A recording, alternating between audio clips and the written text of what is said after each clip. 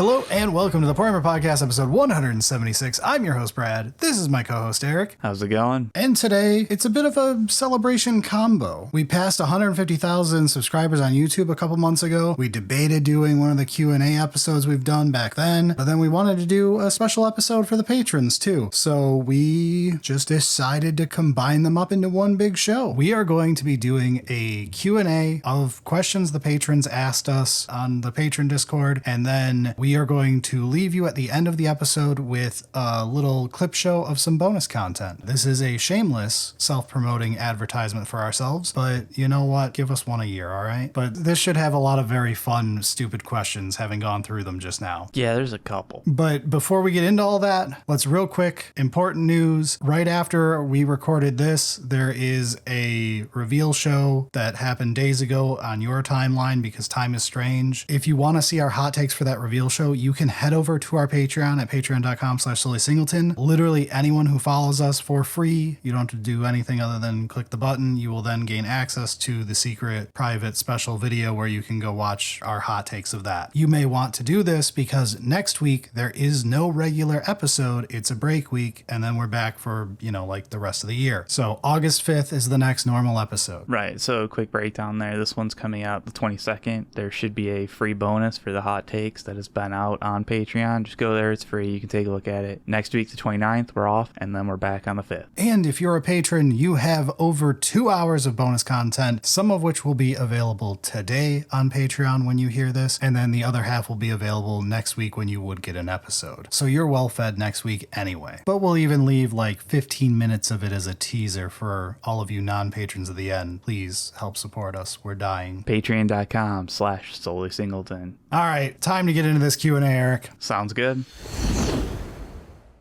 All right, starting things off, I'm going to read these as the patrons type them because some of them have questionable grammar and they need to be shamed. Favorite style of slant list, parking lot, fast attack, infantry swarm, etc. That can be to play games or play against. Okay, I mean, it's tough because, honestly, we enjoy doing dumb slant lists. I think some of the most fun ones are, trying to take, the fewest models, essentially, just, super elite list that's, I've got 6 models on the board. Hell yeah, let's go. Yeah, I think mine is when I try to do monotype army, every single model is a Terminator or every single model is a Dreadnought or, drop maximum Carnifexes and that's still not enough for a list. So then you add some more stuff. That's my favorite type of thing is the true slant list, not even themed slant. No, you're a Pokemon gym. Yeah, exactly. Pokemon gym leader. True stupidity. It's probably my favorite way to actually play Space Marines when I play Space Marines, which is rare right now, but I've been doing it the start of 10th edition. I played them a bunch, and I'm probably going to do the same when we get 11th edition next year and just crank a bunch of Space Marine games. So that way, when we do intro level content, I know Space Marine for the beginning of the edition to help newbies. Yeah, I think some of the most fun to play against are the real themed ones that you can look at the list and go, oh, you've made really bad decisions, but I appreciate it. And I do enjoy going up against the super elite army where it's it's kind of like a stat check, are you able to do it? I enjoy that once in a while. It's when it comes up several times and you're all right. Had enough of this shit.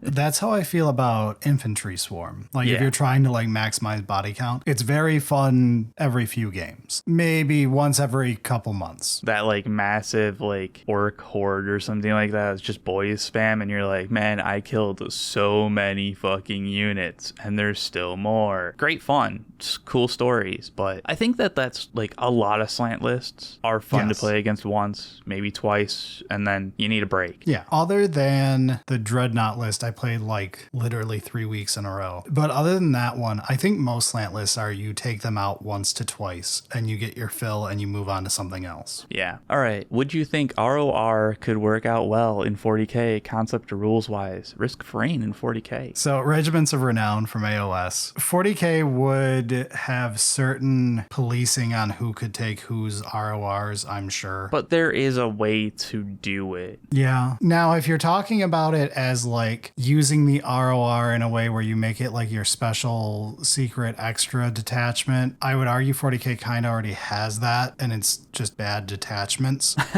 where they're like, this only functions if you have 2 monoliths. That's not a terrible way to do it because it's like it's slightly less restrictive. It feels less bullshit too, like you lost a Yeah. detachment on a meme when it's the ROR and you're like, well, that's the fucking point. Yeah, I don't know. It's tough. Like, I think there are ways that it could work. I just don't think it's necessary at the moment. I enjoy the like freeform, and I think if there were just more detachments, it wouldn't feel like it's necessary. Yeah, I will say like RORs would take nothing away. They're absolutely a bonus if they added them. I know like casuals love them, right? Like there's no reason not to throw them into 40K other than like soup is annoying at times. That'll give White Dwarf something to do.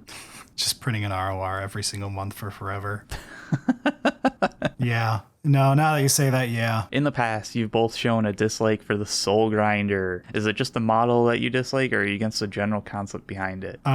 2 answers. In 40K, I only hate the model. In AOS, I hate the concept. Yeah, no, that actually sums it up pretty well. Because, like, the model just doesn't fit for a lot of things until it kind of does. And then it's like, sure, it's just kind of weird. Right. It's a demon engine, more or less, which does not really belong in AOS aesthetically. In 40K, it would be fine if it looked less derpy. Yeah. If it got, like, an update that was like, okay, they spent some time and actually cooked. All right, I can see where you're going. That said, the idea of giant, scary, generic demons, I would like more of. I just don't want them to be a random robot crab. A lot of that is like, it just feels so out of place. Like maybe if there was like more of that, it could like be like its own little section kind of thing. Maybe it gets reimagined as a dark mech thing. Yeah. It has aspects while looking not so shit, but it has aspects of that and becomes a big part of the dark mech mixing demons into technology more. A different take on the, I know dark mech makes them, but a different take on the demon engines that CSM has access to currently. Like sort of like how AdMech supplies the Imperium with everything, so they've got like weirder versions of all the stuff everyone else gets. Right. Yeah, I could see that working out, something like that. But at the moment, yeah, I think you summed it up pretty well with like, it just doesn't fit in AOS and it's kind of derpy for 40K. Which Black Library book deserves a musical theater adaptation? Let me look up some Black Library books. My answer is the Harlequin audio plays. I just think it would work very well. They're super short. They're like an hour long. They're already in a play format. And I mean, it just fits Harlequins. Yeah, that could work pretty well. I don't think anything else comes close in my head for what I would like seeing a musical version of. Yeah, I think the Lilith Hesprax Queen of Knives that just came out could work, but it would be worse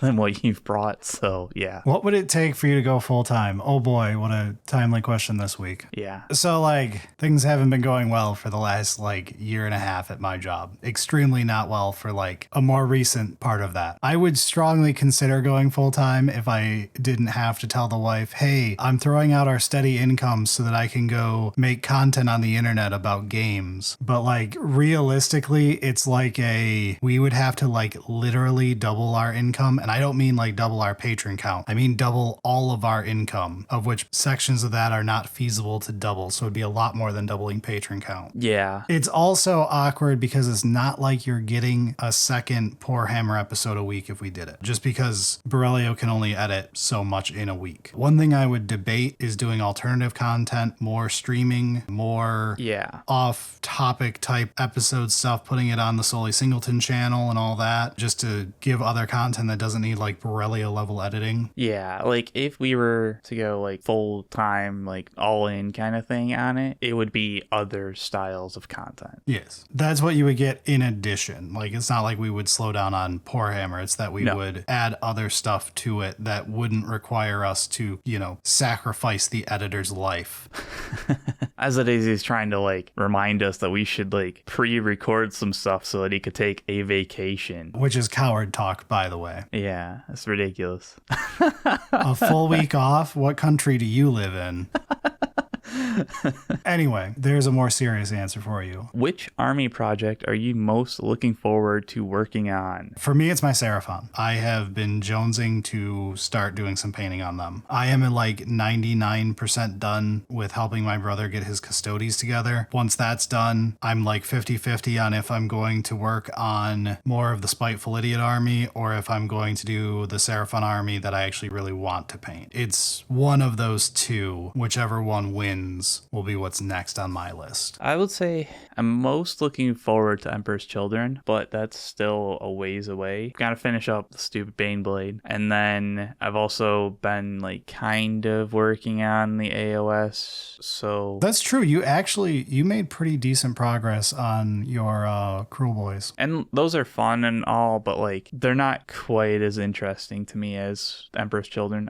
I think that one's like, I've still gotta like come up with paint scheme and everything. It's kind of more exciting to me, but it's still a ways away. Can we see any models from the Spiteful Idiot army? So there's tons of them that are just painted silver. They're all going to be Alpha Legion, and I have the recipe set up. I actually made a big bottle of the turquoise, but basically it'll look somewhere between, if you look up the Alpha Legion Vince Venturella did and the Alpha Legion that Call to Paint has done. They're very similar recipes they use to get their turquoisey color. I'm doing that. I have one test model I might have a picture of Berilio can throw on screen. We're probably not going to have time after I say these words to get it on screen otherwise, so hopefully there's a picture of it somewhere I can grab. If not, you can make a post on Blue Sky. We'll link it. True. Yeah, it's a very generic Alpha Legion look. I only did a couple test models to make sure I liked the scheme generally, and then I threw them back to the side once I knew it would be easy to start batch painting. You're not going to paint each and every one individually to be their special snowflakes? No, not for Space Marines. God, no. That's probably the smart idea. I'm not going to paint the rivets either, Eric. Yeah, that's probably the smart idea. Can the Lions get to the Super Bowl this season? Like, no. This is definitely one of the stupid questions. Given it's fucking July. You know what the Lions can do this year? They can give a lot of hope to a bunch of people in Michigan and then dash it all. Yeah, I mean, I'm not even sure if they're really going to give a lot of hope.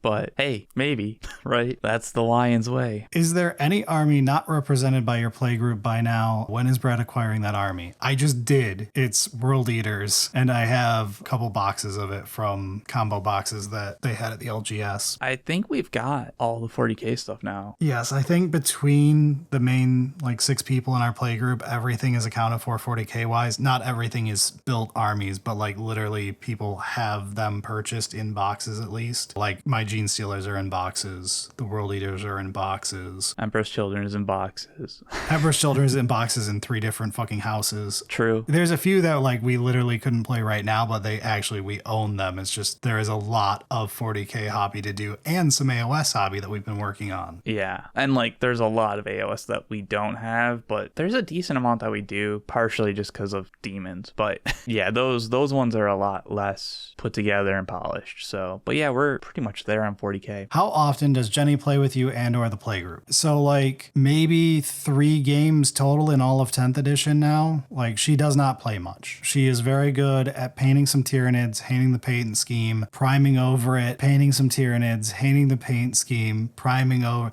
That's basically what she does for hobby. Yeah, which is kind of disappointing because there's been a couple of those paint schemes and I'm like, that's really fucking cool. Yeah, I know. I get aggravated at the things she doesn't like where I'm like, it's such a good scheme, don't. Yeah. But I do think that since we read the Tau book, she's been kind of high on Tau. So she might actually go back to painting her Arizona sept. Oh, right. Yeah. Eric forgot what they look like. Her Tau, the scheme she's been planning for them is Arizona iced tea, which she saw once on like a Reddit post or something, and then got a hold of a secondhand model that was painted that way and loves it. And that's what she's looking at painting her Tau as now. It looks good. It really does. Like a scheme goes hard. I really do like that scheme too. Favorite Total War Warhammer army? Ooh, people will think I'm going to say Lizardmen, but it isn't. It's probably dwarves for me. me, but like there's very few armies that I don't enjoy. So it all depends on what I want to do. Do I want to cycle charge? Do I want to just sit behind a staunch line of spears? Staunch line of spears meme. Yeah, there's that answer of like, I really do enjoy most factions to some extent, even if it's just one legendary lord that I like within a faction. I've played a lot of runs of at least Total War 2 and 3 I've got a couple hundred hours in, but I gotta say, I think my all-time favorite is Vampire Coast though. I have gone back and played like so many Vampire Coast campaigns just like to feel good. Yeah, and I think that's kind of like, I would have to go with dwarves because it's one of those where it's like, if I don't have any specific thing, I'll just pick the dwarves because I know it's always going to be at least enjoyable in some aspect, even if it's just taking the helicopters around for a spin. There's always something. I have the like disappointing answer, which is I want it to be Kairos, but it never is. I've played a lot of Kairos campaigns trying to force myself to enjoy it, but he has like just the least fun. In Immortal Empires, he has the least fun start imaginable. It's so ass. Yeah, it's not a great location down there. Oh, this is a good question. All right. If Space Marines were deleted tomorrow, well, this is going to be on the thumbnail. What faction would you want to be the poster boy of 40K, and what do you think would be the most successful? Like, it has to be Guard, right? I think there's two different ones there. Guard is the right successful answer. It's not the one I want, though. Sure. What do you actually want then? I want orcs. Okay, sure. We're going to meme into the tie over with the football. This one is interesting because like Guard has problems. There's a reason they're not the poster children, and it's because humans are hard to paint. Like this is why the Empire was gutted when they killed Fantasy. They made it where Stormcast Eternals were the poster children, because when you're making something as a product, you want your intro army that is the poster child to be easy to paint. It's also tough there's a lot more competition in like the wargaming when it comes to World War II tank style stuff. Oh, sure. Yeah, there is that aspect you would have to think about. Yeah, front and center box competition is higher when it comes to Guard. Not that I think it would be bad, but like that's just another thing to think of. I still think they're the correct answer. I would agree. I would love to see it be 2 random Xenos, or like AdMech and a Xenos. AdMech might be possible. Extremely difficult to paint army, but AdMech has more 40k flair than Guard does, and putting them against a Xeno as the main opponent like helps your brain go, oh, sci-fi fantasy weird game, okay. Whereas Guard, like you said, has the, why is there a laser coming out of that M1 Garand? True. Realistically, none of the Xenos being poster boy is not going to be the most successful from a business standpoint, but it would be neat to see AdMech, but they would need a lot. Like if that change happened, they would have to immediately do a massive release to pad that army out. It's an interesting idea though, of like, what else could you do? Are you guys streaming more? You kind of went dark on streams. All right, fair call out. Yeah, it's been a little while. So we did talk back end. I'll just let you guys in on this. We talked on the back end about how we want to handle streaming. I do think that we might end up going this way where we're going to keep streaming on Twitch, maybe do streams on Poorhammer, maybe, but not do the VODs there, and instead make part of what we turn Solely Singleton's YouTube channel into also having stuff like Twitch VODs of us playing variety games and stuff. Because one thing we noticed when we did the first One Piece episode, of which I want to do more, was got a lot of comments from people who used to watch a lot of Solely Singleton just being happy that we posted anything again. Right. So it might be a good use of that second channel we've got there that we've just kind of abandoned to make it more of a variety channel rather than like making it stuck to only doing cube stuff or whatever, since it is our company's name. So like we can have it do whatever we want. It also opens us up to really just doing more streams. Like there's a decent amount of time that like I could just turn on the stream for a bit and chill even if Brad's not available or vice versa. And that doesn't work if we're pushing it to the main Poorhammer YouTube. It just doesn't make sense to do that. Yes, you will get too many people who are like, where's the other one? What's going on? Why are you playing this random RTS from 1998, Eric? Shut up. Banned.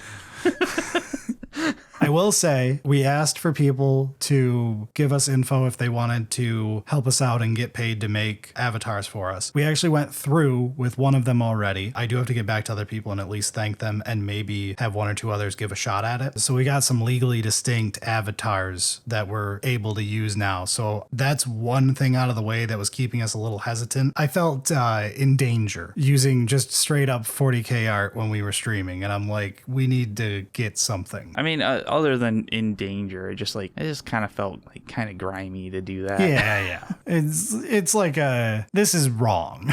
Yeah. So actually, we'll show off the one that got made for me, Eric. Hand that off to Berilio and have him put it on stream. I mean, we could show both of them. I think both of them are good enough for us to start with, but they might not be final ones. We're probably going to alter how they look, but generally they get the idea across. It's the same concept as our originals. But yeah, there you go. Now we have OC fanfics. Right. We're also like trying to put together a little bit more of like stream interaction stuff, like the Twitch channel points that can be useful for things other than apparently the old man posture check. Yeah, so we're working on some Twitch improvements. We actually did quite a few streams only on Twitch at PoE League launch. That was us testing little features on Twitch. Those went really well. And I'm pretty sure I was able to get the VODs correctly, so we might test that whole sequence. As a last thing, at some point we're going to try to push for Twitch Partner just so we can fully unlock all the stuff on Twitch end. When we do that, we will likely annoy you all on the YouTube end to go sacrifice a tab on Chrome or Firefox. So we can get the right numbers of view time or whatever it is. Yeah, just trying to get that up so that we can finish off that application process, and that will help for getting the streaming end fully realized. Moving on. What fantasy faction or aesthetic would you most want to see a 40K faction based on? I'm banning us from saying Skaven because we both want Skaven. Okay, obvious ones out of the way. Got it. I'm also not going to say Exodites because I say that every time. Honestly, so, okay, Space Marines have like the ability to just throw a different helmet on, and now he's Greek inspired. Now he's Viking because he's got some fur coat on his shoulder or whatever. Those are all okay to me. The one that I have wanted, and I've talked about this I think once before on the show, is a Monster Hunter faction. I know that there's lore for Space Marines that do this, but there ain't no goddamn models that do this. And there's been a lot of kit bashes. Yeah, but I'm not even saying like specifically Space Marines, but someone who is used to big melee fighting, like be it Orcs, Space Marines, whatever, having an equivalent, maybe it's a new Xeno, who knows, who is like playing Monster Hunter. They've got giant Tyrannid scythe thing turned into a normal scythe. They've got some sort of Necron beam weapon attached to like a crossbow. Like you get some of that, like Monster Hunter always has this like almost tribal aspects to how they do costume design. Like I want some of that in there, mixing like traditional stuff with high-tech stuff. And you can steal from all over the globe when you do the traditional, like you don't just pick specifically like South American or anything like specific, but like you can go all sorts of different traditional things you can think of from tribal history mixed with high-tech stuff, really jammed together in satisfying, cool ways, and just having a faction that is like trying to take other people's stuff and turning it into their own. Almost like, honestly, Crude is great for this. Yeah, there's some potential with like Crude. Crude does it like biologically, but I'm talking like from a tech standpoint, like everything. Yeah, that would be pretty cool. But that's what I would like to go for. Like someone with a giant bone sword, someone with big stupid weapons, that Monster Hunter feel, you know? Mine's kind of similar, but on like the other side. I want like the monsters,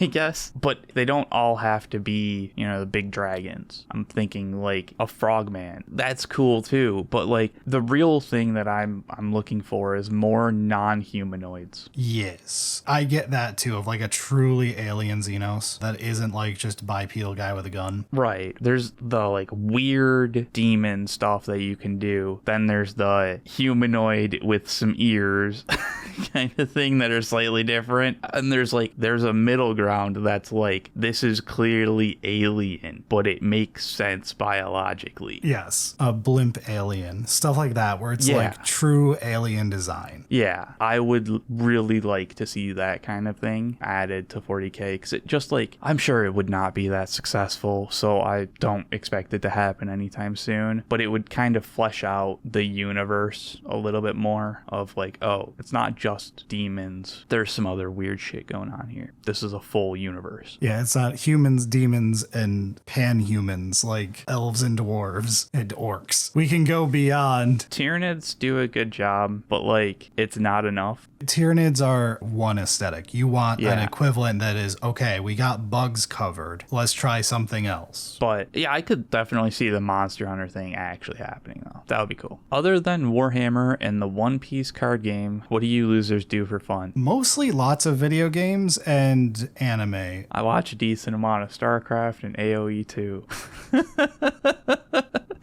Eric is terrifyingly one note, by the way. If you've seen our streams, you've seen a lot of our taste in video games. I've talked about, we have like a 3-hour bonus content if you're interested in our thoughts on games and games you should buy. We released that like last year. Speaking of things that we could do if we ended up going full time. True. So lots of video games, mostly things that are either Path of Exile, which I have like well over 4,000 hours in, or things like your Kenshis, your RimWorlds, your life sim type games, I guess you could call them, or roguelikes, a ton of roguelikes. I'm also a big fan of the automation games, which, speaking of Steam Automation Fest, I gotta take a look at what the fuck's on sale that I don't already have. Lots and lots of Monster Hunter playing, hundreds of hours in Elden Ring and Dark Souls, like all of that type of stuff. We did a huge episode, like I'm not just doing this as a sales pitch, but like we did a huge episode for the patrons, I think over Christmas, where we were talking specifically about games that people should pick up. But that's a lot of the types of stuff that we do for fun. We also play golf, but we haven't played a lot since post-COVID. My clubs are covered in dust right now. It's sad. Yeah, mine are at my parents' at the moment because just toss them in the barn. I'm in much better shape than I've been in since like 2019. So like we should golf more again. We could. It's gonna be great after 2 evenings of golf when suddenly my knee is blown out because I did basic exercise again, but it's something I deserve, so it's fine. It's also tough because like allergies suck.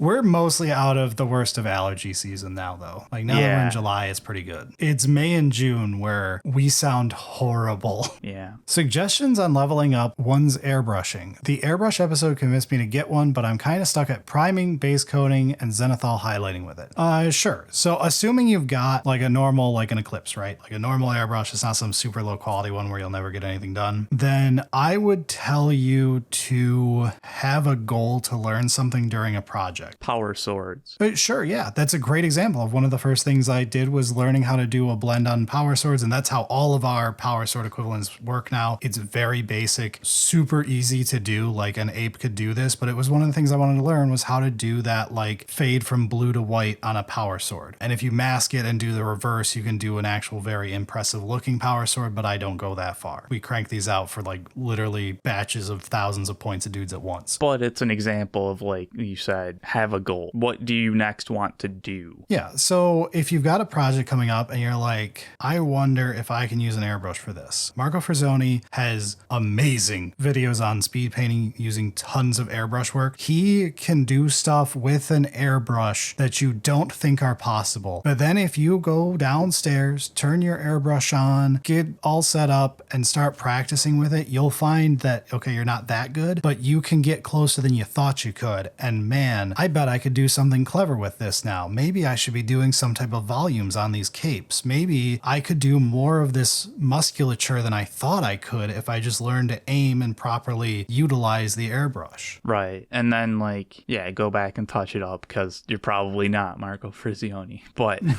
that's okay. He also does hours and hours of hand painting once he's done with the airbrush step. It's just usually by the time he's done with the airbrush step and then an oil wash, you're like, that looks better than my normal model the whole way through the process. Yeah. He hasn't touched a brush yet. But yeah, I mean, even just like starting out at zenithal highlighting, like that's a good starting point. And that evolves into like most volumetric highlighting. Just start trying to aim more at things and putting more than just white over black through it. And like zenithaling doesn't have to be white over black. Like you can do purple from the underside, then do a blue zenithal on top to get that purple to blue fade if you've got like Thousand Suns, you want something interesting there. And then you can get into that where you're like, wait, if I target like from this angle, I can cause this beautiful effect on this rounded shape. That's how you tend to evolve your airbrushing from there. It's a simple tool. It's how you decide to keep using it and growing how you use it. Watch people like we said with Marco, or like with Cult of Paint, people who have entire channels where they do tons of airbrushing. Some of them to levels that you don't need to get to immediately, but show you how far you can go if you want to make that your next big project to learn. Yeah, just give you ideas of what's possible and like, oh, maybe I'll try that. So any interest in Battletech / Mech Warrior? Video game wise, yes, Mech Warrior is kind of cool. Mech Warrior is awesome. Honestly, Mech Warrior 5 was kind of a letdown, but part of that is just because it was so hyped up. But as I assume you mean from a tabletop perspective, not really. So like to do a broader question that I'm sure people in the audience have, other things that are not 40K but are tabletop that we have interest in is few and far between. We will probably look at Trench Crusade at some point. It's got too much hype behind it. The witch with the bomb picture that like is the one thing that sold me on it. Like that alone was like, holy shit, this is the most Kojima-ass character of all time, and it's not even a Kojima IP. There's definitely some interest in that, and there's enough hype that it's like, we'll do something, but anytime we move into other games is less time that we're doing on 40K and less time we're doing in AOS. And like, we already don't have enough time to do all the AOS stuff that we want. Yeah, so it's unlikely there's going to be much other than those that we touch from a tabletop perspective, because like we do a lot more than just play tabletop games. We play card games, we play lots of video games, we watch TV, we go to movies, even though I'm not a big fan of movies, but my wife likes going, so I go to movies. Anyway. Tell us how you really feel about movies, Brad. They're a waste of 2.5 hours of your life. It's the same as the last 15 you went to. Yeah, so true. You just gotta sit down on the couch and watch anime. That's the real winning move right there. Go read a great manga. I just read one last night that had me in tears. What the hell was it called? It was so good. I cannot explain this to you how good this was. Solo Leveling. No, fuck you. Boruto. The Color of the End is the official translation of the name. It is a post-apocalypse one. It is a somber, like Fear and Like. It is a quieter experience. Really liked it. It's monthly ongoing. It's only like 28 chapters translated. It's real fucking good. I sat down and like started the first chapter because I was like, I kind of want to read something. And like I've got the evening, I'll just sit down and read like some opening chapters to figure out what I want to read. And I just got to the end of what's out and I was like, fuck. And I was like emotionally destroyed by this point. I'm like, fuck. Now I have to go to bed. Yeah.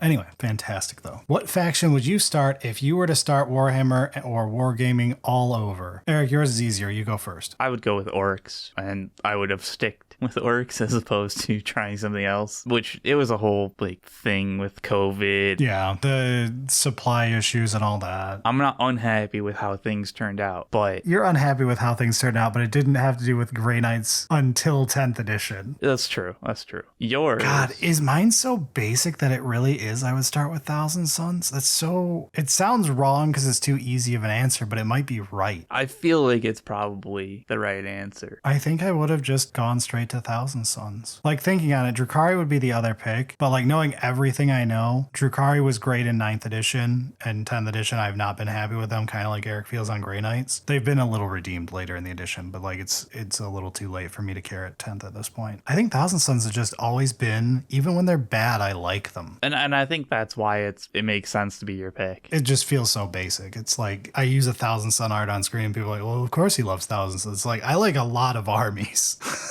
But hey, it's okay to choose the easy answer when it's just right. The important part is it's not my Necrons, which is what I started with. True. Which faction do you think tastes the best? Well, none of the humanoid ones. Coward.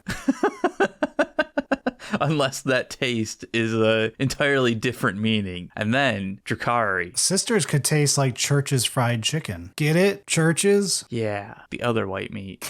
Anyway, it's Zangor, right? Like, I like goat meat. Oh, actually, yeah. They're half goat, half chicken. Yeah, that's not a bad one. Half human, which is like the forbidden pork. So you've got 3 great meats. That makes it a little weird. That one's this is a little weird now. They're all a little weird. Like, you could be a vegetarian and eat orc. That might be the right choice, except for the fact that, like, it's almost certainly toxic poison. Yeah, you probably don't want to eat an orc. Yeah, it has little orcs in your blood or something like that. Tyranids are probably just vile. Yeah, I don't think you'd want to eat. Well, they're probably protein packed though. Just like real life bug is like really good protein wise. Tyranids could be real good eaten in that way. It could be, like, from a efficiency standpoint, it could be, but there's no way they taste good. I think Zangor is the easy pick. Zangor might be the thing that tastes the best. That's just mystery meat, baby. That's just a hot dog. Meanwhile, I'm just like, we brought up Rimworld earlier. We're shoving it all in the nutrient paste dispenser.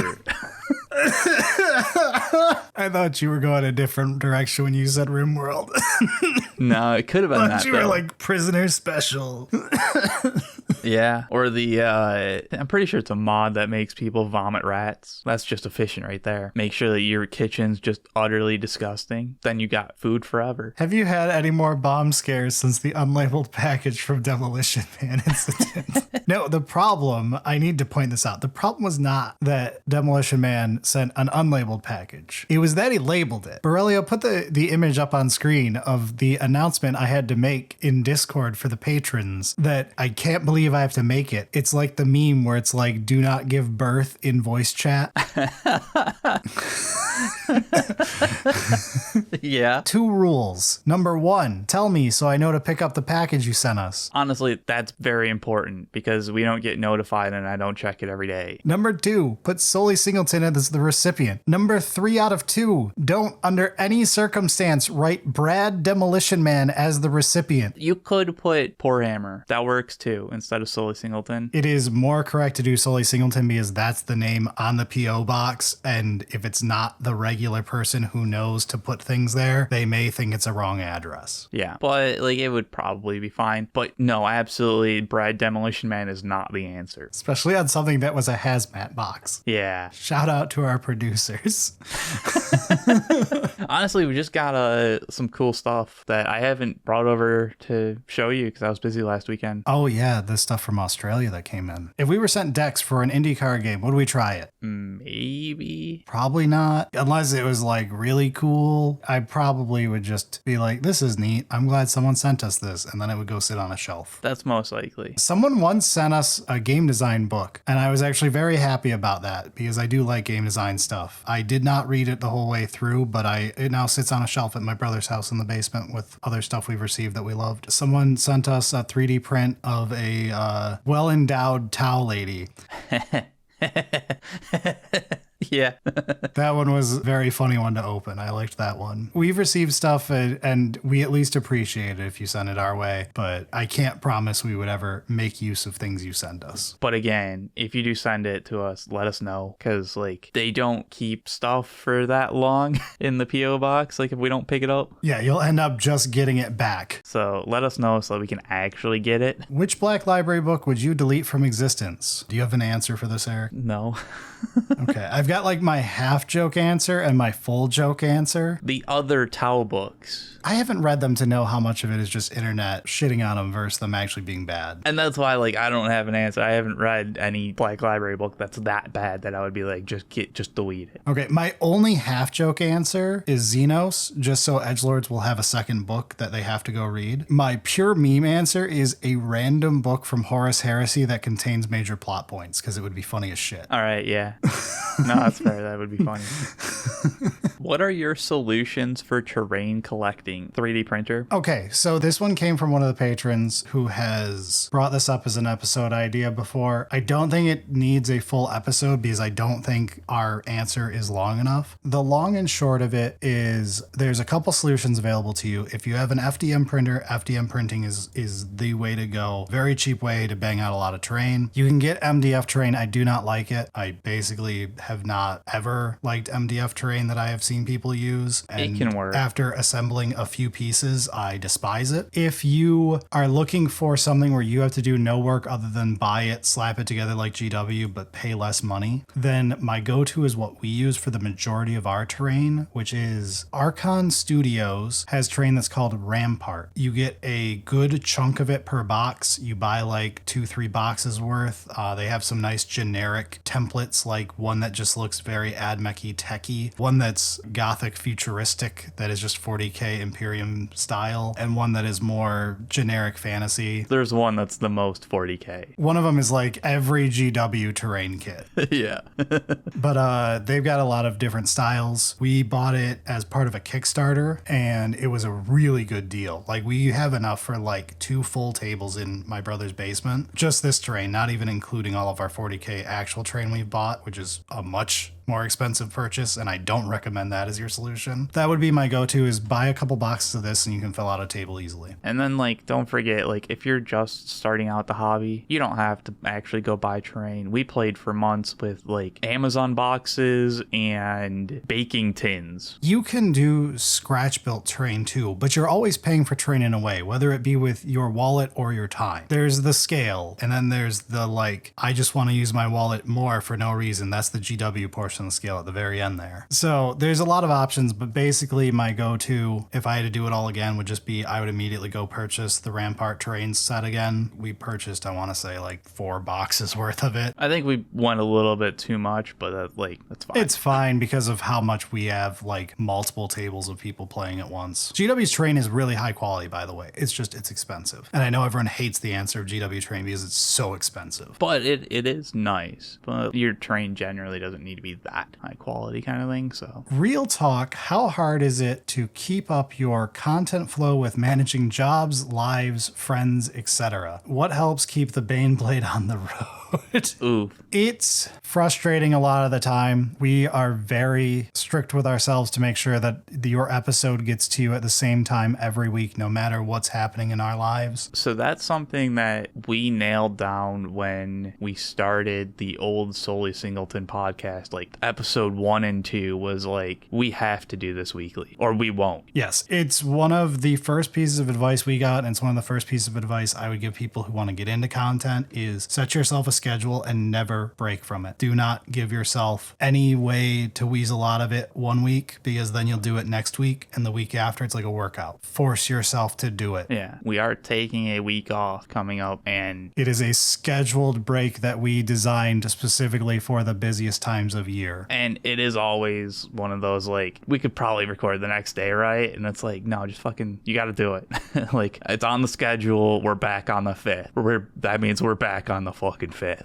And it keeps you honest too, because then when it's Thursday and we haven't recorded yet, it's not like I'm going to delay it any further, because that just means now we have to get it done over the weekend. Like, stuff like that is important for trying to keep the content flow going like that. It helps a lot to have Berilio too. I'm not going to pretend like we could continue the flow we have without him at this point. It is nearly a full day job to edit this. Berilio spends probably 30 plus hours a week making the content you are listening to / watching. It is not an easy job, and it's not the funnest job to sit there and fix 3 seconds of me slurring together 2 words so that it sounds normal when you hear it. Yeah. The other thing is, like, this is the weekly release works out. It's a decent amount that I think we're, releasing content, but it's also not like so overwhelming. We tried doing dual release every week for a while when we first started Poorhammer, and we were still doing Solely Singleton. It was too much. It was too much. It worked for a little bit because we we were just forcing it to happen. But that was one of the ones where, like, during that time, we both started burning out. Yeah. Like, we could both, like, tell, like, oh, this is not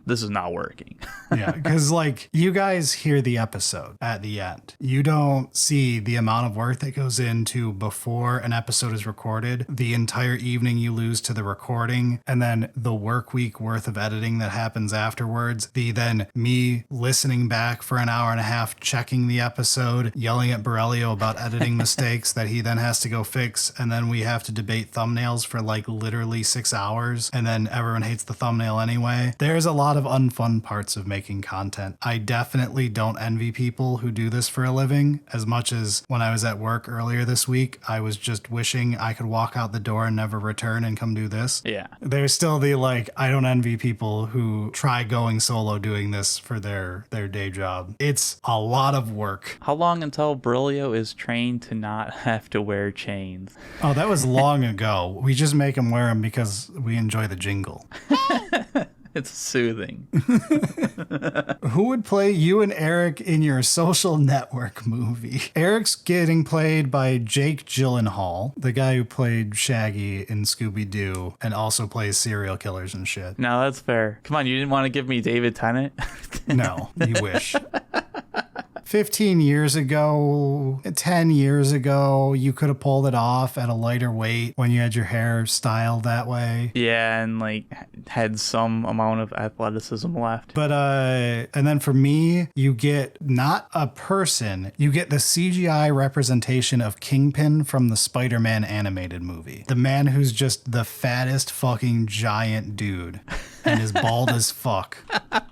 I've got to look at this again because I know what you're talking about roughly, but Here, Eric. Oh yeah. There you go. I could pull off childhood cartoon Kingpin from Spider-Man as well. Oh, there you go. Yeah, There you go. that's not bad. Just gotta get it's Always Sunny old guy. I'm not as good looking as Danny DeVito. Jesus Christ. Don't give me that credit. He's a sex icon. Yeah, but you're starting to work out now. Do you have any One Piece hot takes you want to share? Actually, No spoilers. yeah. No, I would never. So you're probably going to hear part of this in the clip show thing, but we do One Piece off topics a lot and they make bonus content often. I'm pretty sure last season there was a half-hour long One Piece, like just the two of us and maybe Berilio talking about One Piece. This season we have a half-hour segment of generic anime talk between us and DK. Like, we do this a lot, but for one on air here on a normal episode, One Piece hot take is Thriller Bark is just flat out better than Water 7 and Ennis Lobby. Like, everyone puts that at the top of pre-time skip arcs for which one's best, but Thriller Bark is better. It is the funniest fucking arc of all time and is just fun the whole way through. Yeah. And it's sweetly short. It does not overstay its welcome like a lot of other arcs tend to, where you're like, I love parts of this arc, but there's parts that drag. That is a big thing. That's true. Because, like, Ennis Lobby has a lot of really, really good spots. I love Water 7 and Ennis Lobby, but it's also very long. But there are definitely some times that it was like, all right. Remember the three-headed judge part? Yeah. Remember the whole beginning of Ennis Lobby? Like, there's some dragging parts. All right. That's fair. Yeah, I guess I don't know if it's a hot take, but I'm going to go with Sabo is worse than Ace. Ace was cooler. Should have never done that trade. Mm-hmm. I don't know if it's a hot take or not, though. I have complex thoughts because I think Ace is trash. Ace is trash the further into One Piece you get to. This is going to devolve into a half-hour One Piece talk. We need to move on. Berilio probably cut half of what we said.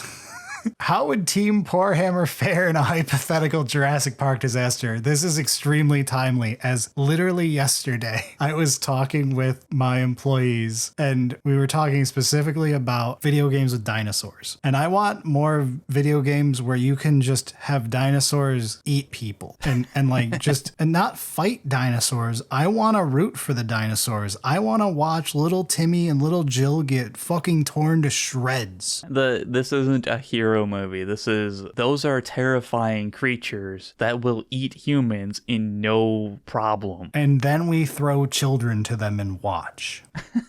I don't know about that last little part, but I was on board until then. In a hypothetical Jurassic Park disaster, like, I'm winning when I'm losing. Like, if I die to a dinosaur, that's such a cool way to die. Like, Futurama reference aside, I'm all right going out that way. Yeah, I don't know, man. It depends on the dinosaur. There's going to be some real painful ones. Yeah, but like the heart attack's not going to be a 0 either when that one hits me. True. Even though, as much as it annoys me, I'm probably the more likely candidate. Fucker. Yeah, that was a different conversation. Yeah. No, we're both fucked. Like, Jurassic Park disaster, we're both dead. Like, we're not making it out of there. Ain't no fucking way. Berilio's probably the person who turned off the safeties. Probably because I made fun of the fact that he wants to take a couple weeks off this fall. Yeah, right. Just snaps. I'm getting my vacation one way or another. Could a lightsaber cut Superman? Why is this a question? I'm going to go with no. I'm also going to go with no. Superman's whole thing is just being plot strong. Like, Superman can never be hurt unless the plot needs him to be. Lightsabers have trouble cutting through, like, steel door things. That's true. The prequels made lightsabers the lamest things ever. Right? Like, I'm going to have to, like, spend, like, 5 minutes to cut through this door. And you're like, all right, yeah, Superman's got it covered. Maybe it's a super strong door, but like, come on. Superman's just gonna walk through it. But yeah, basically. How much has Henry Cavill offered you to be a Warhammer show consultant? All right, look, the lawyers won't let us answer this in a way that will be satisfying for you, but I'm going to say it's not enough. What color primer are your brother's custodians? Well, they're actually almost done, mostly because I helped. Given that Brad has spent a bunch of time basically painting them. Okay, so to give you like an honest, he's gonna listen to this and he's gonna bitch at me if I don't give you the full picture. My brother, to tell you the custodian story, when we first started getting in 2020 November, October time frame, we pulled the cars out of my garage, put on a bunch of dice check, and just did a bunch of airbrushing and spray painting to get primer and base colors on a bunch of minis. I was doing my demons and got them primed and zenithalled. Our other buddy was priming a bunch of AdMech with rattle cans, and my brother completely primed and then did all 3 layers of gold because he was following Cult of Paint's, now in hindsight terrible idea to follow, custodian paint job. Don't do that paint job if you're trying to paint custodians. It's way too complicated and it's just a pain in the ass for something that should be a very easy project. But he did all that, and then he put them on bases and mudded the bases and all that. And then because he's my brother and he couldn't just be happy, he decided he wanted to do marble bases. And in doing so, he had to tear all his custodians off of their mudded bases, which he did. It's hilarious about learning that he threw them in the fucking freezer for like a month. Oh, we've done that with several models now. But he got them off their bases, but then there was the mudding from the basing material all over them. So he had to scrape all that off, which then he had screwed up the like gold fades on the custodies. And so then he had to completely repaint them from scratch. And even though it only took him literally a day and a half originally, in like 2024, he still had not redone his custodies. Last year, he got the golds redone. He finished the marble bases. He got them all set up separately. They weren't on their marble bases because that would be a nightmare. And we've joked for forever that his custodians aren't even on bases, but he got them like 70% there. Like, they're gold. That's what a custodian is. So finally, after we finished the Votan army, I was bitching at him for the millionth time about finishing literally any of his 18 armies. And he was like, well, you want me to help you assemble all of these new Seraphon you bought, so paint my custodies. And so I was like, fine, I'll do all the detail work on your custodies and you can build this like literally 5,000 extra points of Seraphon I bought in the last year and a half. Don't talk to me about that. Yeah. So we are at a point now where his custodies are standing on their marble bases, have most of their details filled in. They're not the prettiest they've ever been, but they're fine. All the details have different colors on them. I should go back through and like do the gems pretty, but that sounds like a pain in the ass. But yeah, they're like very close to done. That's the true state. They're further than like battle ready. Yeah, they're at least battle ready. Like, they look fine from 3 feet. Eyes glow and everything. They're further than battle battle ready, but they're not like up close. Holy shit, this is the best model I've ever seen. They would look fine. Yeah, they look good. So there you go. That's the real state of my brother's Custodians as much as I meme on him. Now he has literally 6 other armies that he needs to paint, but that's a different conversation. I'm hoping after he has one, he realizes it's not so bad and will start working on another one and ask me for help rather than not work on any of them whatsoever and just get more and more gray plastic built up. Do you hear me, wonderful brother of mine? All right, you've been getting more guests on the show lately. Any guests you'd like to have on soon you haven't been able to work with yet? And any plans currently for inviting back previous guests? Just to throw this out there, we'll always be happy to have any of our guests back on. Yeah. They are all wonderful to work with. Unless any of them get canceled, in which case I've never even heard of them. Right. No immediate plans of like, this is going to happen, but yeah. Yeah. To give you a behind the scenes, Bricky basically will be back every few months because he just likes talking about Warhammer and we like hanging out. The Kierans will likely be back at some point later this year just because we like hanging out with them and we'll find an excuse to get them back on. They're very fun to actually do content with. Hoping that Grey Knights will bring One Less Blade back on.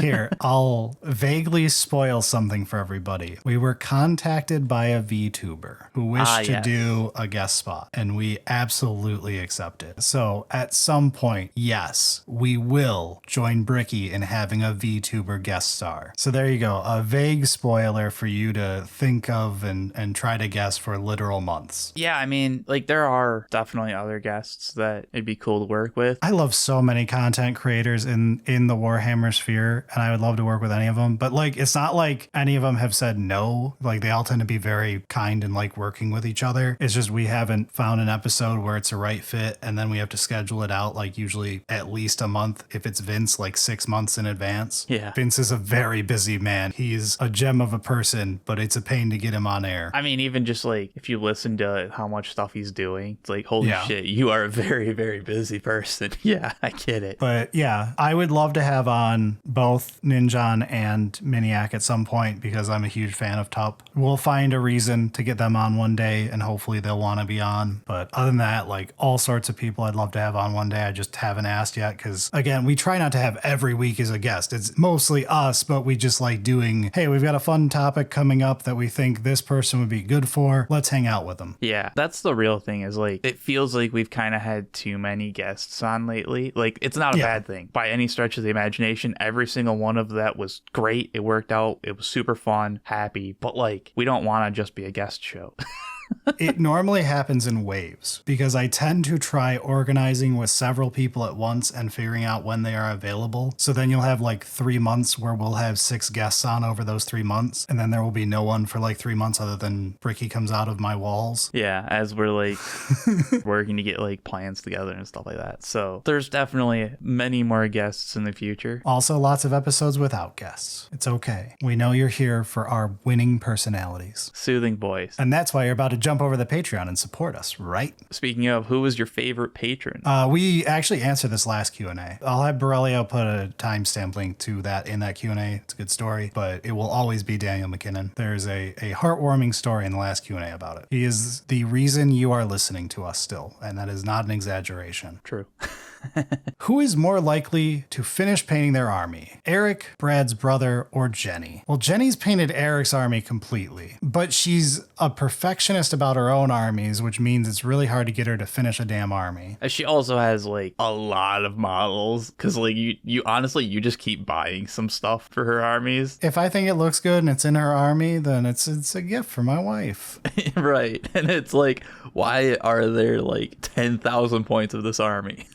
I'm a really bad gifter. But anyway, my brother legitimately despises painting, so on his own, the answer is likely literally never. So somehow, the man who has never painted a fucking army, Eric, is somehow going to be my pick out of these 3 for most likely, though it may still be Jenny. I'm like a third of the way done with that AOS army. Yeah, that's true. You made good headway, like the last couple months on Saturdays. There's been several points going through that I'm like, I just want to toss it to the fucking trash. You were like getting picky about the bowstring colors, and I was like, bro. I still hate it. I still hate just that. Fucking paint them gray. I still hate that color. I'm not happy with it. You're going to hit them with like a brown oil wash later, and you're never going to care. They're going to look like a fine faded bowstring. It still looks bad, but whatever. It's gotta get done. Ooh, here's a good one. All right. Do you have any non-Warhammer content creators you recommend to people who don't have more? I just read the full question. Thanks for the ad.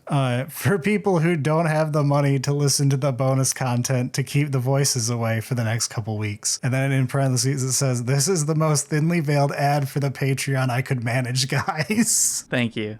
Appreciate that. Whoever did that one, thanks. Also, remember that the bonus content for the reveal show is going to be free. Yes, anyone could go do that. If you need the voices away next week, you could store that up. But for non-Warhammer content creators, I actually have a ton I could recommend. Yeah, I mean, I've got a decent amount, but like, how many StarCraft content creators do you want? Here, I will sum it up. Let me give you three names. Number one, we talk about him all the time. Grimbeard is like a go-to for when we're hanging out on a weekend. He's not like red letter media level religious for us to have on, but he is damn near. Fantastic creator. Been watching him for a long time. He's huge now, so you've actually probably heard of him now, but he was like sub 10K subs when I first started watching him. Number two would be Magellar, who is like the new underground Grimbeard who's exploding in popularity right now. If you like long form review content for video games and stuff, especially old video games, Magellar does amazing work. If you can't tell, we like a lot of long form, quiet content that's like good to put on in the background while you're working. And then here's my like underdog pick, like someone who needs to be bigger than they are. If you like anime and manga and stuff, go give Slime Fancy Pants a view. He's only got 25K subs right now, 26K subs right now. I have loved several of his videos. His thumbnail game sucks, I won't lie. He needs to learn thumbnails, but it's okay. The content of his videos is amazing. His Agent Demi-Human video was fantastic. His original Trigun video, which is like his third video ever, was very good. He's done Dorohedoro, very good one for that. He's great at sales pitching you a manga or anime. I just watched Fire Force for an hour and a half. I had no idea like the first thing about Fire Force other than my brother said I might enjoy it. I now have Fire Force on my read list for manga.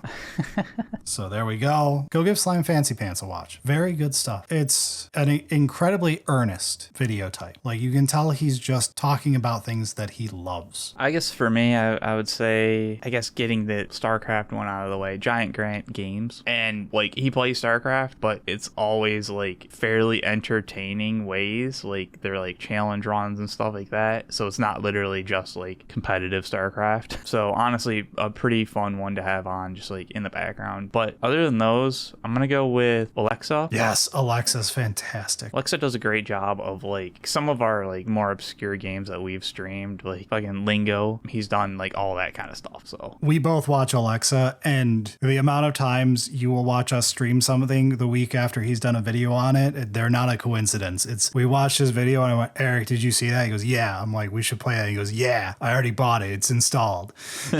Basically, yeah. Very chill. Plays a lot of the like just fun games like that. And similar vein, Retromation plays a bunch of like indie games, that kind of stuff. Again, another like chill on in the background. It works out pretty well. Yeah, that's probably enough for that. Because like both of us could probably just go through our like subscriptions on YouTube and be like, here's another dozen. But yeah, I do a lot of consuming content specifically as noise in the background while working on things, which I'm aware we are for other people, and it actually makes me feel very warm and fuzzy. But there is a lot of really good YouTubers out there if you like long form content like the stuff we make. All right, where do you see Poorhammer in a year's time or in 3? What are you enjoying most about it, and where are you excited to go next? Hopefully in a year's time we'll have tripled our patron count and I will be able to free myself of the auto industry. Yeah. More realistically, a year from now will be when we expect 11th edition to hit, so you will likely see what we did with the beginning of 10th, which I think everyone really enjoyed, and I want to do it again, which is big opening, big coverage of the beginning of it, and then doing a lot of very intro level, newbie friendly episodes for like the following 6 months. Like we'll still do a serious episode here and there too, but lots of things to help people who are new, because I think it's very important to time with the beginning of editions questions when you have a lot of people seeking out information, and you want to make sure you're giving them good up-to-date info. So in a year, that's probably what you're going to see a lot of us for that portion. Everyone liked it with 10th. I assume it's going to be something that people are just generally cheering for anyway. 3 years time, honestly, I don't think I see too much like difference. Like I think we'll still be here, and I think it'll be very similar to what we're doing right now. Hopefully we'll be doing some other stuff like streaming and stuff more once we get all of that stuff figured out. But like Poorhammer, I'm thinking, we're still gonna be here weekly trying to entertain you guys some way. I will just be happy if people still like us in 3 years. That's enough for me. I would like to, again, just like Poorhammer itself is not our original content. We have a 200 episode podcast before Poorhammer. I would like to continue trying out new things and doing new stuff and coming up with new ideas with Eric to throw at the wall and try stuff. Some of those might be successful. Some of them will not be. Yeah. I love the idea of trying more stuff over time and continuing to take our adventures forward. But yeah, Poorhammer I expect will stay around as long as you people keep watching it. Yeah, because I mean, it is fun to actually put this stuff together. Like there's work involved, but it's fun. But for some reason, we've been doing this for going on 7-8 years now, and we just keep on enjoying doing it as much as I want to pull my hair out some days. Yeah, hopefully still sticking with it for another 3 years, which honestly, that is a long time in internet time. So, maybe everyone will have moved to Trench Crusade and we'll have to be doing Trench Crusade content. People will surely remember it in 3 years. Right. It won't be like insert last 15 Warhammer killers here. Reminder, if you're watching this in 2028, give us a ping to let us know how's Trench Crusade doing. Are we now known as Garbage Trench? We'll have to think about that a little bit more. I don't know about that. I don't know about that one. Trash Trench? There we go. At least that one's alliterative. Yeah, that one's not bad. Is there any problem with TT? Yeah, we don't want a repeat of SS. That one was an issue. Sully Singleton is shortened to Sosi, by the way. Yes, it is. Sosi Baka. All right. I think that's all the questions we've got right now. This has been a longer recording than I expected, but how about for one last treat for everybody, let's give you like 15 minutes of off-topic talk, bonus footage, a little teaser of what all the patrons get to listen to this week and next. Sounds good. Hello and welcome to the Poorhammer Podcast, episode 176. I'm your host Berilio, this is my co-host Awkward Silence. And today we're gonna get some bonus content from the Patreon that comes from the past few months of recording. Usually those clips are exclusive to the Patreon, but I selected a few of them here so you can listen while watching me paint some Idon F. Deepkin. Cause Brad I think is on vacation? I heard some conversation upstairs, but I'm not sure. I hope they didn't forget me here down in the basement. This doesn't sound good. I was actually trying to do a bit where I was going to like roast you with using statistics and pretending like your first month as a nobody at like 13 years old versus our first month being fully established on YouTube was going to be like equal. But you've been on Twitch so long that nobody goes back far enough. No stats website has the start of your channel. The earliest I can get you already had 35,000 subscribers. I mean, I did start the same year I started my YouTube channel, which is 2015. And I got partner with a concurrent of 12 viewers because back in the day, so long as you had a big YouTube channel, they would just give anyone partner. And I had like 90K. No, not that much. 40K maybe. And they just were like, oh yeah, here's partner. Back then, affiliate didn't exist and bits didn't exist either. So like partner was a big thing. No, it really wasn't. It was quite the opposite. They gave out partner the way they gave out affiliate. Ah, okay. Things are different now. Anyway, we might be Twitch affiliates soon. We are, actually. Oh, did we get approved? Cool. Or they're like screwing with us because we have 2 subscribers at the moment. Oh, shit. We're going to have to like shout out subscribers. I don't know how we got it because like we don't meet the minimum requirement, but I remember when they added affiliate and a bunch of partners got all butthurt about it because they were like, well, how am I special anymore? That's not what they said, but that's basically what they said without saying it. Right. And then real quickly they realized that it was fine and then they shut up. that it like didn't affect them at all. And that they wouldn't have made the modern definition of partner anymore. No, I mean, I wouldn't have made the modern definition of partner when I was a partner for a while, and then those VTubers came around. Saved the day. I mean, pre-VTubers, I had like 300 to 500 concurrent viewers, so it made a difference, man. Life's never the same after VTuber. I hate anime. It's so fucked up because I love anime, but I don't watch any VTubers. I've started watching some, and partially I blame you, Bricky.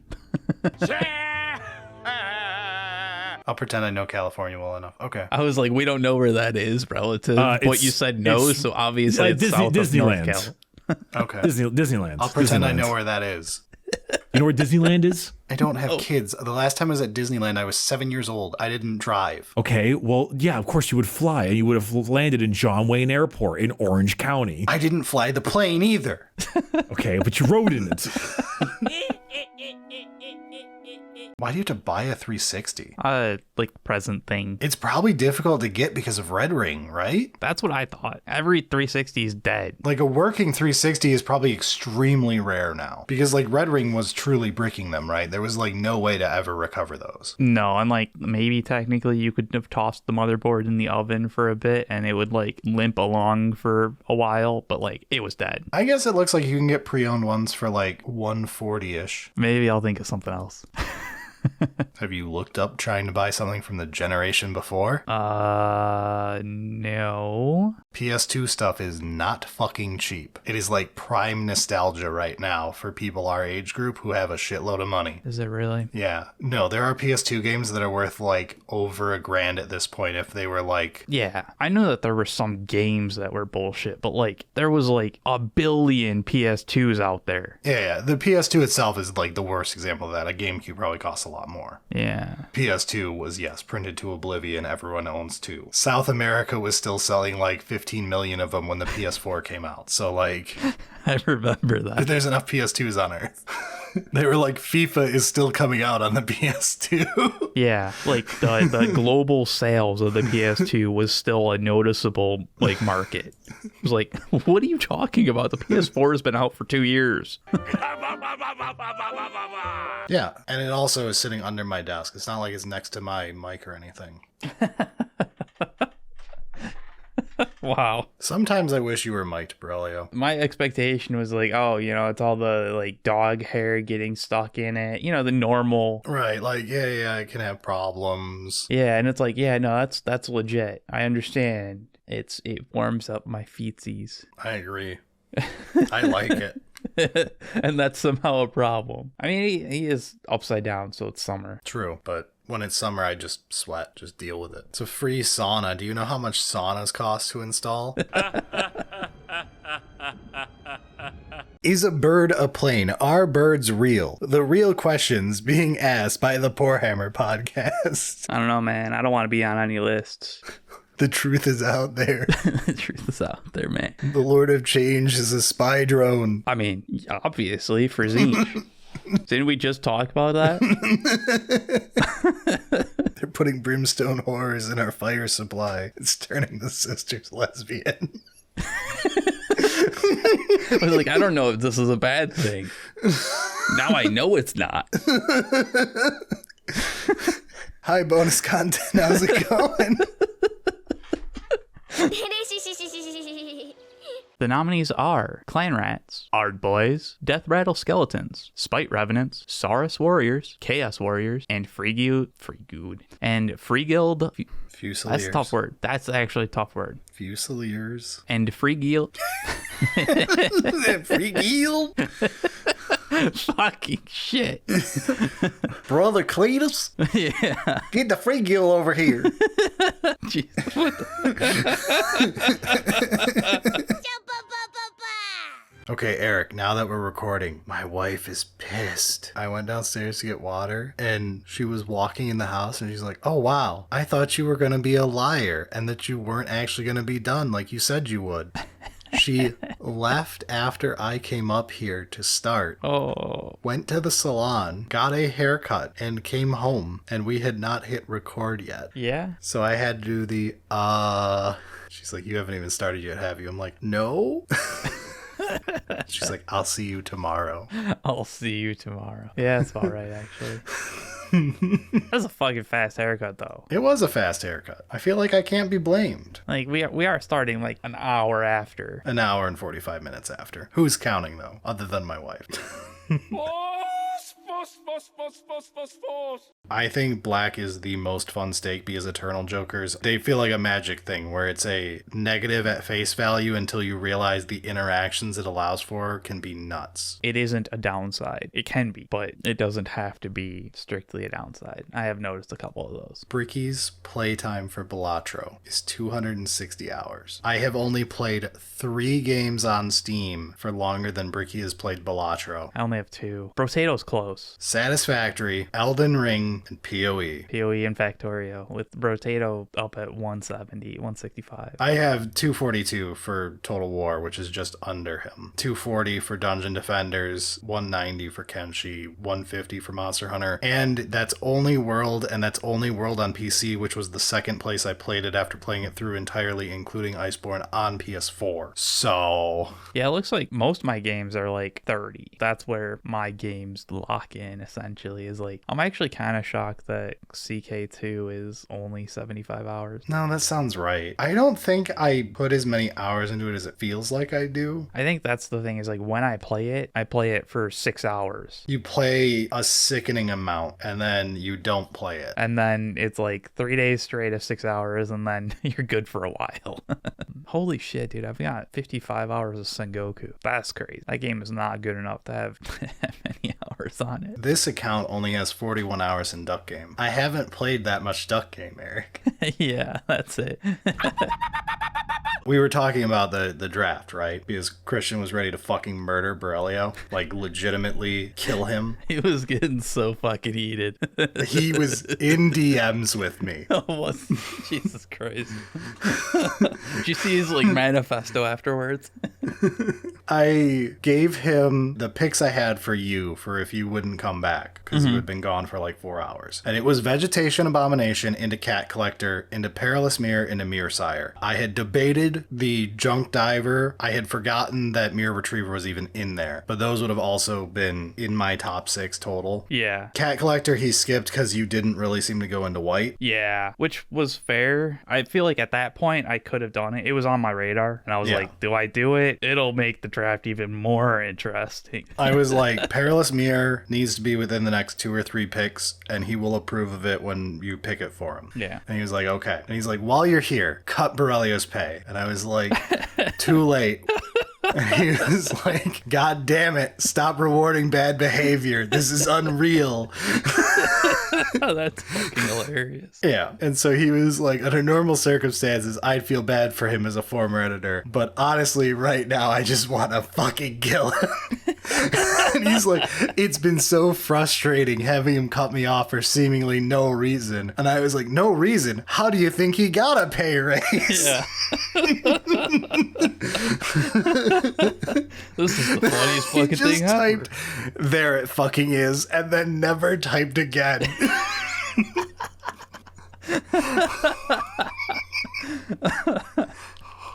Oh, Jesus Christ, dude. Oh, it was so good.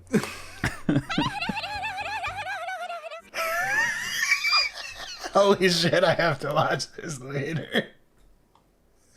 Yeah. The posted shit posting.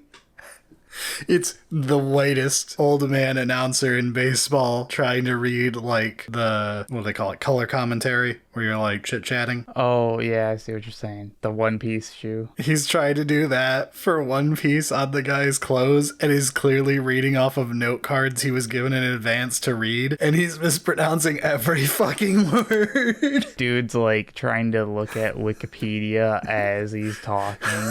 The fuck is this? Holy shit, that's amazing. Monkey de Lufa.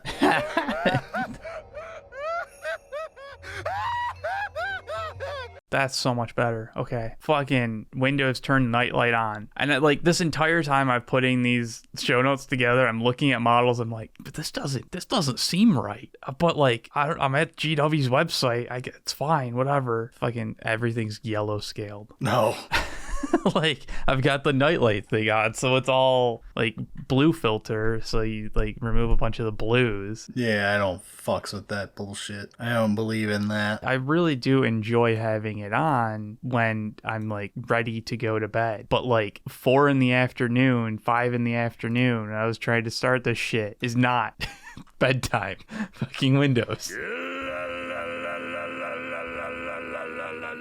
Finishing the cold thing, I sweat so much. That disgusting. I was gone just like a couple minutes ago, and I just changed my shirt because I was like, this is fucking disgusting. And I'm just like drenched, and I'm like, oh, I need to take a shower after we record because this is nasty. I do not want to go to bed like this. That's what Jen's doing right now, and it sounds so amazing. Just a hot Yeah. shower and then bed. We should record this episode.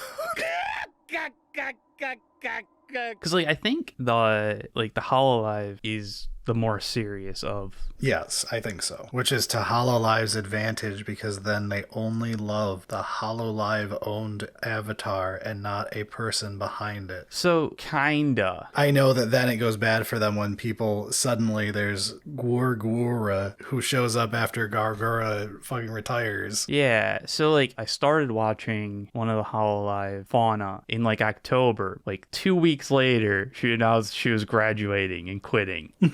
I was like, you son of a bitch. I guess I've got a bunch of like VODs because I generally wasn't watching live anyways. But like, fuck, shit. And then January, Nimi was like, I'm a new VTuber. And I was like, I've heard that before. Oh, is that the one who's all over fucking YouTube that it keeps on the Poorhammer? It's right here on our front page. I would not be surprised if I accidentally was logged in and watched some.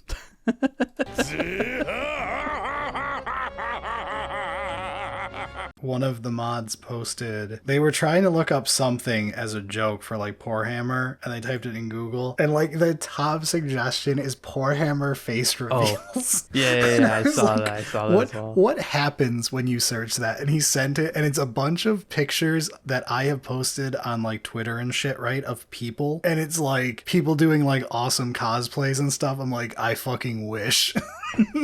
That's totally me. Yeah, I'm that guy in that like 8-foot tall power armor cosplay that he spent like fucking years on and looks jacked. Yeah, that's what I look like right there. Totally lift, bro. Totally lift, have these skills. Right. I look just like Stefan from One Last Blade. Definitely. Boxing every day, baby. VTuber bonus content coming your way. Just gonna bring up bad memories for some. It was either a patron or a patron said their friend was like, their Discord message is everything's okay, Gargoyle is still here. It's like, oh no. Send him a message. Is he all right? Somebody good. check on him. That's so good. I'm not really hungry today. I had like 2 pieces of leftover pizza like when I woke up, and it was fine. I was hungry when I told you I went to go get lunch, and then I was like, oh yeah, I guess I have not eaten in 20 hours, so I guess I'm allowed to be hungry after 20 hours of fasting. That's fair. Yeah, it's totally a reasonable amount of time. But I was like, damn, I feel hunger, and on these drugs, I should not feel hunger like ever. And I was like, oh yeah, I guess I haven't eaten in 20 hours. Damn, I like actually need food. What a weird thing for the hunger to be like, you need food, as opposed to Eat, you fat pig. yeah. Keep stuffing the donuts in. You love chocolate. It's like the Homer Simpson in hell donuts getting fed to him meme. Yes, I always think of the fucking donuts. Battle Tome is book. Battle Formation is detachment. War Scroll is data sheet. War Hammer is 40,000. Dumb. Dumb.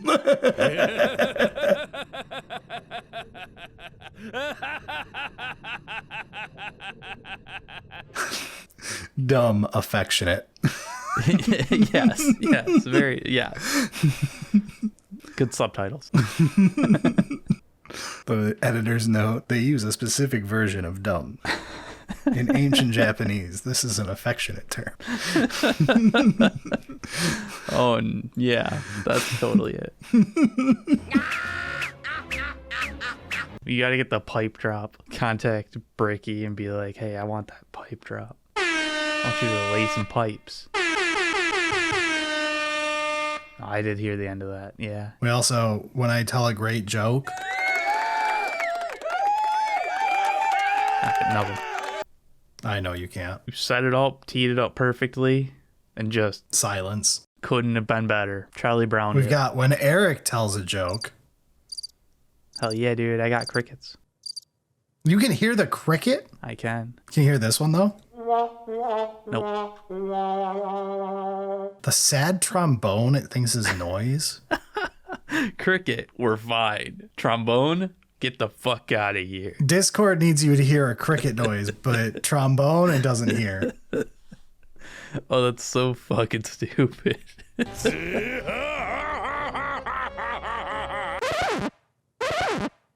I actually don't like this sound effect that much. No idea what that was trying to be. It sounded kind of like a whoopee cushion. It's a record scratch, but it's not like a funky record scratch. It's like a realistic one. Like a wickawoo? No, it's like a... Oh, like record dying. Yeah. What's this one? Oh, that's just the... Oh, if you've got like a bad pun, we can rim shot now. I heard something, but it wasn't the whole thing. I can order at the drive-thru. I'm looking for a Big Mac, extra cheese. That one's solid. Oh, this one's real good. A better quality, so like you can actually hear full enunciation and stuff like that, but it's got all the aspects that you would like. It's like the Hollywood version of a drive-thru. I'm afraid you're just too damn loud. Then there's large robot, That one doesn't come through sex very well. robot, sex robot. I think the hard part of this one is you want to change to monotone so that it sounds more robotic, but it's already doing the robotic thing to your voice. Yeah, I don't know, dude. What the fuck you were saying? Then when I tell everybody about the auto industry, I can turn this one on so they don't know who I am. Oh, yes. I'm talking about the cartels now. yes. And I can censor myself so I can tell Eric to go himself and it'll work like that. Did it right this time. It was really hard to like continue my sentence while telling my hand to remove from the button. What I want the button to be is a 1 second tone. And what it is a it's overwriting as long as you're holding it. Which is like, that's the correct way of doing it. But I like your way of like, it's probably like not even a full, like a half second or something like that. Yeah, Of just like a beep. Yeah, push button, it does the thing, and I don't have to think anymore. Then we've got the monster voice, but this thing reverbs for a year. Yeah. Like, it sounds fine, but the reverb is crazy. You can see the tail on the thing on the wave. Yeah, a bunch of it I'm assuming is getting cut out. Because like it definitely has it, but Then we've got this one. This is the most annoying. This one is like exactly the voice you put on when you're making fun of someone. hey Berilio. Like, I think I've got a great point here. Yeah, well. That's so chipmunk. It doesn't have the actually. It's gotta be more nasally. Oh, senpai. Do the ooh. Ooh, woo. It's fucked up. Wait, then you turn this one up. Execute command. Ooh.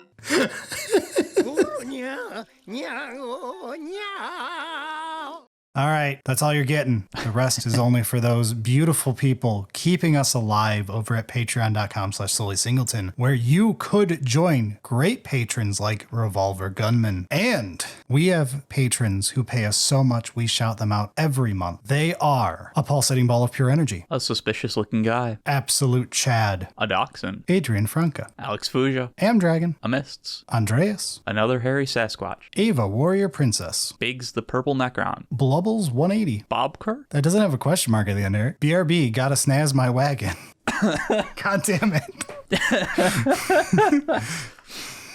Carnivex. Chad the Frog, Christopher Gargliano. Chromavale, Colin H. Craig Judge, Cube 1359. Dairy Sorcerer Addicted to Mana Potions, Daniel Field 5150. Darth Vengeance, Das Scoopy. Dominic Colasico, Dylan Baker. Edward Lawrence, Enchanted Galaxy Cat. Eslevor, Faye. Flawless Oyster, Gathering Clouds. Gear Overlord, Geet. Hoss Hammond. Hypnotic Spectre. I read the Space Wolf Codex and all I got out of it was wolf, wolf, wolf, wolf, wolf, wolf, wolf, wolf, wolf, wolf. Elindi. Infinite Fez, Isaac Hall. Hall, Jack Gaming, Jarrett DePerna, Jolene, Justin Udacek, Calyx, Katie and Moore, Kentorb, Krishna Chanamalu, Lucas, Lord of Chaos, LSJ, Madison Ramanama, Matthew Tsushima, Michael Melcher, Mitchell, Mixolodius, Burnt Toast, Monkey 218, Moorfield 55, Nemesis the Noodle Blade, Not Gaffy, Naughty. Novi, Pierce forgot about changing their name as a bit for a while. Prince of Plagues, Proteus 7331, Keelan, Rock, Rogue Trader Jake, Ross Warlock, Rothana's All-Terrain Tactical Enforcer, Saft, Sriracha Sauce, Shax's Pet Otter. She herein my black heart until I luft. What is luft? I don't know about that last little part there. Try keeping it in English for us. Solonite, Struggle Bus. the edible war. The edible wore off halfway through the rivets. The Mailman. The other mailman, Oh shit. The Crusader 13. the fish boy. Thrango. Toledo rightfully belongs to Ohio. Stop fucking lying. Tom McGrath. Van Griff, Vartha Mark. Warhammer Caleb, Woodstock. Why So Mad 2, And Zimbabwe. I can do it with a straight face now. I have won. We also have producers who we thank every week because you're keeping the lights on here. They are 3D Frank. Ethereum collector of Slaneshi thighs and regret. It's kind of hot. Blizzard Brain. Eric. Brad, it's gonna be okay, man. No, I'm not gonna make it. There's something I gotta tell you. We're getting obscure with these. Yeah, I know the scene. Yeah. I don't remember like. It's also how it hard that gets they've to- changed it to Eric and not. Yeah. But it's okay. Bring me Lehman GW. I want my furry Primarch. Hashtag Mike's Baneblade. Broken Reaper 45. Corvus. The buggy blew up. Dr. Lace. Fulgrim pegged me in the back of a Cracker Barrel. You're goddamn right he did. Gilgamesh Versus. Yon Guy C. Kiwi Fruitbird. Lib bloop bloop. Looking for someone nice to put Mephiston. Mr. Squiggums. Mr. Fastastic. Hashtag Where's Mike's Baneblade. You're getting hammered, boy. I am. You know what's great? You're going to This finish gets this, fucking and then I'm brutal. going to tell everyone about all the other models you have to finish. Yeah. The way out is to finish the models. I know. Before this episode airs, they could all be done. You are like 3 edibles away. NJ Harlan, Pizza 00100. Ratchet 7989. That Moiti. Zinch tricked me into participating in Bjorn's Wolf Orgy as the Wolf. Victorian Batman. And Wargame Simulator. Thank you so much for supporting the show. And on that note, it's time for us to go. See you all in 2 weeks. Don't forget, we've got merch. Oh Poorhammer.com. shit, we forgot. We should come up with some fucking. That's actually some the fucking perfect ending. Baneblade merch. Did you see Jen's I fucking saw the post? 2 Baneblades. That was fucking brutal. All right. Okay. She literally had just left her corporate training and fucking posted that. Fucking hell. Oh, Oh, it's so good. fucking had a migraine, passed the fuck out on the couch, get a ping, take a quick look at it to make sure, like, what is this? Fucking scroll up to it, just getting slaughtered. Just absolutely destroyed. The worst part is, like, I can't really complain, right? Like, it's entirely my fault. that's kind of the fucking part that's so irritating about it is like, you're absolutely right. Yeah, all right, fine.